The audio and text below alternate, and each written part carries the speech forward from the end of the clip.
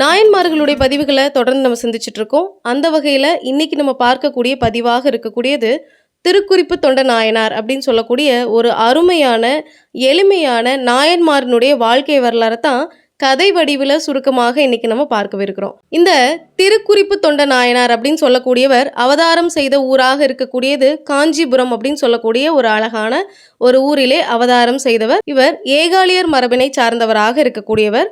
இந்த திருக்குறிப்பு தொண்ட நாயனாரினுடைய பணியாக இருக்கக்கூடியது அழுக்கு துணிகளை எல்லாம் சுத்தப்படுத்தி சலவை செய்து கொடுக்கக்கூடிய ஒரு பணியினை மேற்கொண்டு வந்தவர். சிவபெருமான் மீது அதீத பற்றும் அன்பையும் கொண்டிருந்த இவர் அடியார்கள் மீதும் அதீத பற்றினை கொண்டிருந்தவராக வாழ்ந்து வந்தவர். அடியார்களுக்கு என்ன வேணும், எது தேவை, பூஜைக்கு பொருட்கள் வேணுமா, இல்ல அவர்களுக்கு பசியா, அவர்களுக்கு நீர் வேணுமா, உணவு வேணுமா, பூஜைக்கு மலர்கள் தேவையாக இருக்கிறதா, இல்ல வேற ஏதாவது பொருட்கள் தேவைப்படுதா அப்படின்னு அடியார்களுடைய வாய் மலர்ந்து சொல்லுவதற்கு முன்பாகவே அவர்களுடைய குறிப்பறிந்து வேலை செய்து தொண்டு செய்து அவர்களுடைய குறிப்பறிந்து அதற்கு தகுந்தாற் போல வேலை செய்து கொடுத்து அவர்களுக்கு தொண்டு செய்து வாழ்ந்து வந்தவர்.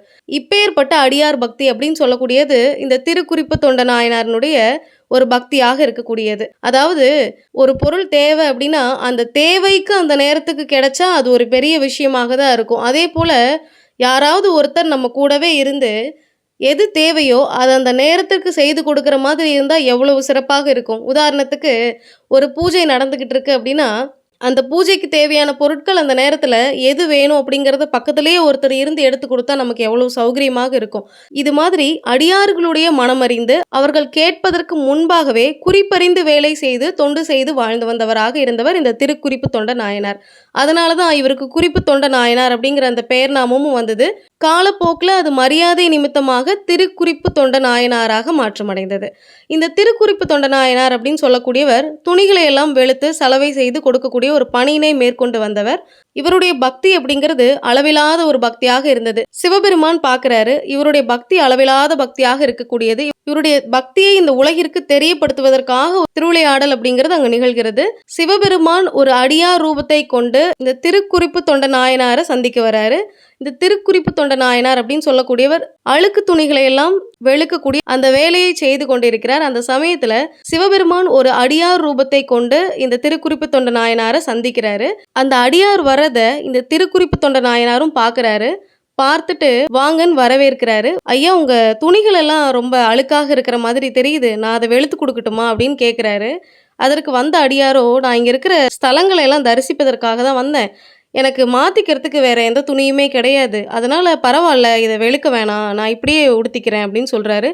ஆனால் திருக்குறிப்பு தொண்ட நாயனாருக்கு எப்படி அந்த அடியாரினுடைய துணியை வெளுத்து கொடுத்தா தானே சந்தோஷமாக இருக்கும். அதனால் இல்லைங்கய்யா, நீங்கள் போய் நீராடிட்டு தானே ஸ்தலங்களை தரிசிக்க போவீங்க, அந்த நேரத்துக்குள்ளே நான் உங்களுக்கு இதை சுத்தப்படுத்தி கொடுத்துட்றேன், கொடுங்கன்னு வாங்குறாரு. அதுக்கு வந்த அடியாரோ, இல்லை மழை வர மாதிரி தெரியுது, இப்படி ஒரு சூழ்நிலையில் நான் எப்படி இந்த துணியை கொடுக்க முடியும், மாற்றிக்க தான் எனக்கு வேறு துணி கிடையாது அப்படின்னு சொல்கிறாரு. ஆனால் திருக்குறிப்பு தொண்ட நாயனார் சொல்கிறாரு, வானத்தை நம்பியே பிழைக்கக்கூடியவன்னா, அதனால் எனக்கு நல்லாவே தெரியுங்க, மழையெல்லாம் இந்த நேரத்துக்கு வராது, நீங்கள் போயிட்டு நீராடிட்டு வரத்துக்குள்ளே நான் இந்த துணியை சுத்தப்படுத்திடுறேன் அப்படின்னு சொல்கிறாரு. சரின்னு அடியார் அப்படி போய் மறைஞ்சார். அவ்வளோதான். இங்கே காத்தும் புயலுமா மழையுமா இருக்குது. இந்த திருக்குறிப்பு தொண்ட நாயனாருக்கோ, ஐயோ என்ன பண்ணுறது, இப்படி ஒரு சூழல் ஆயிடுச்சே, வந்த அடியார் துணியை கேட்டால் நம்ம என்ன சொல்கிறது, கையில் அந்த ஒத்த துணியை வச்சுக்கிட்டு அல்லாடிக்கிட்டு இருக்காரு. அந்த துணியை வெளுக்கவும் முடியல, சுத்தப்படுத்தவும் முடியல, அதை காய வைக்க முடியாது, காத்தும் புயலுமா இருக்கே, மழை பெய்யுதே, என்ன பண்ணுறதுன்னு தெரியாமல் தவிச்சிட்டு இருக்கக்கூடிய ஒரு சூழ்நிலை.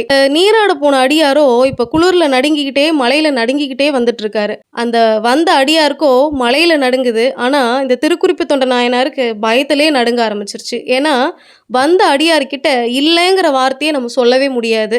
இப்போ என்ன பண்ணுறது அப்படின்னு யோசிக்கிறாரு. பயத்தில் நடுங்கிக்கிட்டே சிவபெருமானை நினச்சி தியானம் பண்ணுறாரு. வந்த அடியார்கிட்ட இல்லைங்கிற வார்த்தையை என்னால் சொல்ல முடியாது, அதுக்கு பதிலாக என்னுடைய உயிரை நான் மாச்சிக்கிறேன் அப்படின்னு துணி வெளுக்கக்கூடிய அந்த பாறையில் அந்த கல்லுலேயே தன்னுடைய தலையை முட்டி கொண்டு உயிரை மாய்க்க முற்படுகிறார். இப்படி ஒரு சூழல் அங்கே ஏற்படுது. சிவபெருமான் பார்க்குறாரு. இந்த திருக்குறிப்பு தொண்ட நாயனாருக்கு காட்சி கொடுத்து, திருக்குறிப்பு தொண்ட நாயனாரே, உமது பக்தியை இந்த உலகிற்கு அறிய செய்யவே அப்படி ஒரு திருவிளையாடலை இங்கு நிகழ்த்தினோம் அப்படின்னு சொல்லி அடியாரனுடைய வரிசையிலே அவருக்கு இடமும் கொடுத்து சிவகதியை கொடுத்து மோட்சத்தை கொடுத்ததாக சொல்லப்படுது. இப்பேற்பட்ட பக்தி அப்படிங்கிறது இந்த திருக்குறிப்பு நாயனாரனுடைய பக்தியாக இருக்கக்கூடியது. இப்படி ஒரு எளிமையான வாழ்க்கை வரலாறு அப்படிங்கிறது தான் இந்த நாயன்மாரனுடைய வாழ்க்கை வரலாறாக இருக்கக்கூடியது. தொடர்ந்து நம்ம நாயன்மார்களுடைய பதிவுகளை பார்த்துட்டு இருக்கோம். அந்த வரிசையில இன்னைக்கு நம்ம பார்த்த பதிவாக இருக்கக்கூடியது திருக்குறிப்பு தொண்ட நாயனார் அப்படின்னு சொல்லக்கூடிய ஒரு அருமையான எளிமையான வாழ்க்கை வரலாறாக இருக்கக்கூடிய நாயன்மாரனுடைய வாழ்க்கை வரலாறு. உங்களுடைய சப்போர்ட் எங்களுக்கு தேவை அப்படிங்கிறதுனால இந்த சேனலை சப்ஸ்கிரைப் பண்ணிக்கோங்க. ஆன்மீகமும் தர்ம சிந்தனையுமே ஒருவருடைய வாழ்க்கை பாதையை கட்டாயமாக மாற்றும். நன்றி.